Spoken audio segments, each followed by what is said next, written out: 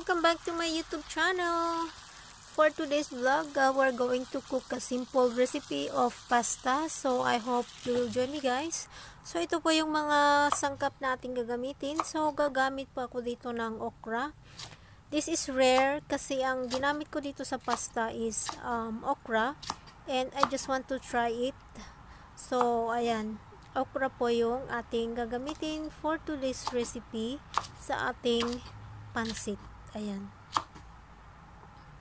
Mega love shoutout po sa inyong lahat. And sa mga hindi pa po nakasubscribe sa ating channel, maaari nyo pong pindutin yung subscribe button sa baba.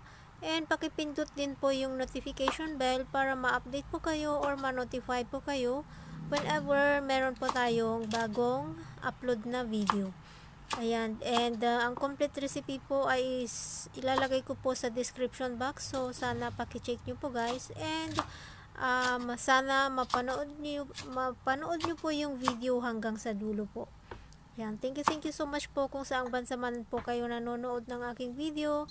Ayan, maraming salamat po sa inyong panonood.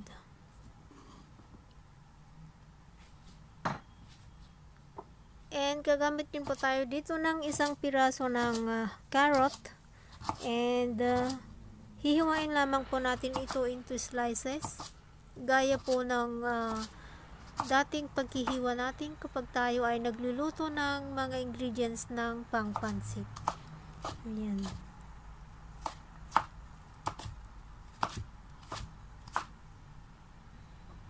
At kung may katanungan po kayo or may suggestion sa ating pagluluto, maaari po kayong mag-comments sa baba. Ayan. And kung saang bansa po kayo nanonood ng ating video. And sa susunod po, I'm going to shout out you guys kung saan bansa po kayo nanonood. Ayan. Maglagay lamang po kayo ng comments sa ating comment section. Ayan. Thank you. And gagamit din po tayo dito ng celery stalk. Ayan. Ito lamang po yung mga available na vegetables sa akin. So, ito po yung ating gagamitin. Pero kung meron po kayong ibang mga vegetable dyan, pwede din pong yun ang inyong gagamitin. Pasensya na po kayo, guys, kung minsan nabubulol po ako sa aking pagsasalita. Ayan.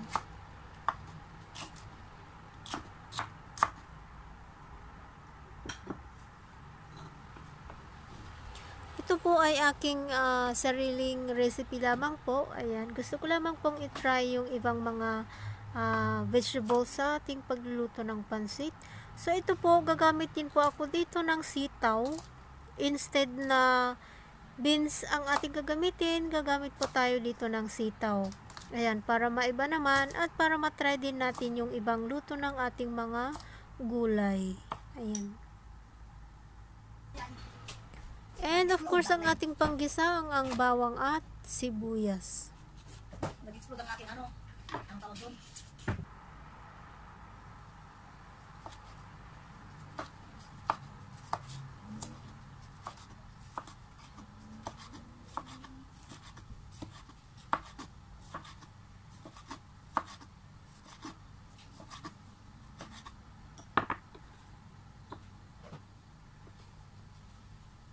At kung nagustuhan niyo po, guys, ang aking vlog for today, kindly give me a thumbs up and also kindly share our vlogs for today sa inyong mga social platform. Ayan, maraming salamat po.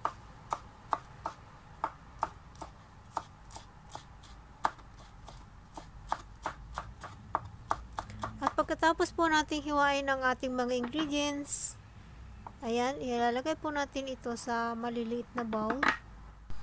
And ngayon, i-prepare po natin ang ating sauce. So, naglagay po ako dito ng 1 tablespoon of oyster sauce. And, ayan, sesame oil.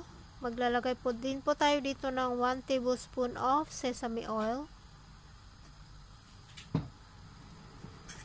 At saka, 1 tablespoon of light sauce.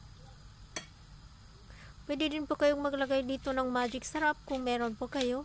And maglalagay din po tayo dito ng konting paminta. At saka konting tubig. Saka po natin halu-haluin para ma-dissolve po or mag-mix po lahat yung ating sauce. Ayan, saka po natin ito isi-set aside para gagamitin natin po mamaya. And ayan, uumpisa na natin ang ating pagluluto. So maglalagay po ako dito ng about tablespoon of cooking oil. At saka po natin muna gigisahin ang ating sibuyas.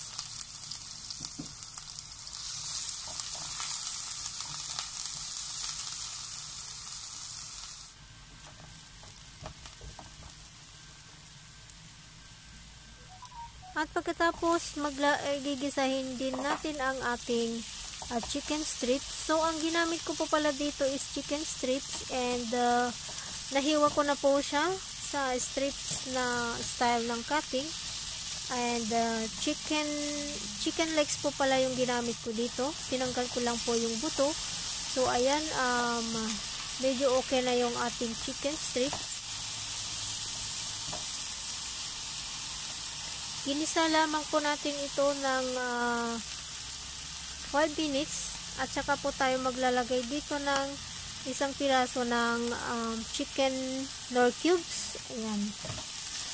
Pero kung meron pa kayong magic sarap, ayan, pwede din po kayong maglagay dyan. Or kung ano yung mga spices ninyo, pwede din nyo pong ilagay.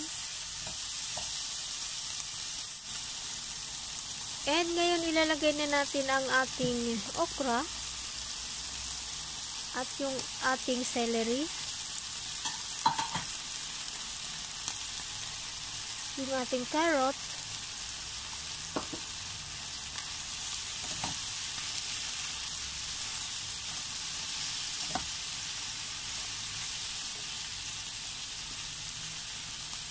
at saka po yung ating string beans. Ayan. Saka po natin ito halu-haluin para mag-mix po lahat yung ating mga ricados.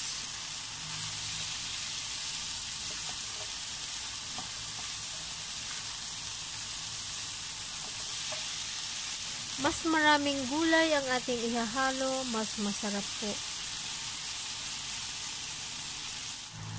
Saka po natin ito tatakpan for 3 to 4 minutes.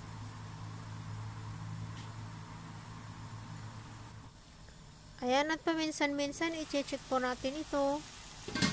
Saka po natin hahaluin para pantay-pantay po ang pagkakaluto ng ating mga gulay.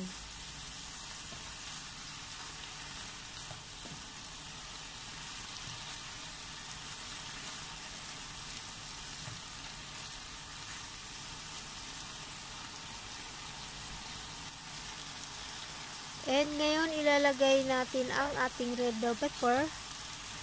Ayan, nagdagdag po pala ako dito ng red bell pepper since meron din naman akong stock. So, hinalo ko na rin ang ating red bell pepper.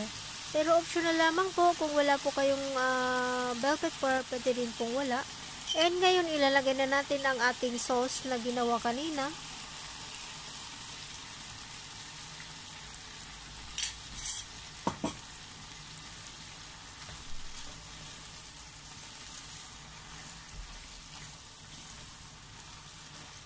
Ayan, so pagkatapos nating haluin, ilalagay natin ngayon ang ating boiled na pasta.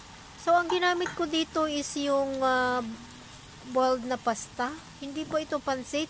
Yung maliliit na pasta po yung ginamit ko. Ayan. Pero pwede din po kayong gumamit dito ng pansit bihon or sotanghon. Pwede din po. Saka po natin ito i-mix-mix lahat. Ayan, and napakadali lamang po at napaka-simpleng recipe ang ating pansit, ginisang pansit, ayan, pasta. Ginisang pansit or ginisang pasta. Ayan, so konting halo-halo lamang po and ang ating pasta ay luto na. So sana nagustuhan niyo po guys ang ating video for today. At saka nagdagdag po pala ako dito ng konti pang soy sauce. Ayan. Para naman hindi siya magmukhang bland ang ating pasta. And ayaw ko din kasi yung masyadong dark. So, pakunti-kunti lang ang soy sauce na aking nilalagay. Pero kung gusto nyo po, pwede nyo pong dagdagan yung soy sauce. Nasa sa inyo po guys ang timpla ng inyong mga pagluluto. At depende din po sa inyong panlasa. Kung kulang po yung lasa, dadagdagan yung light sauce, or kung wala kayong light sauce, pwede din pong salt. Ayan. And this is now our recipe for today, ang ating pasta. So, maraming salamat po sa inyong lahat guys sa panonood, and sa mga manonood pa, ayan, maraming salamat, and I hope to see you guys on my next vlogs. Thank you so much, and I hope to see you guys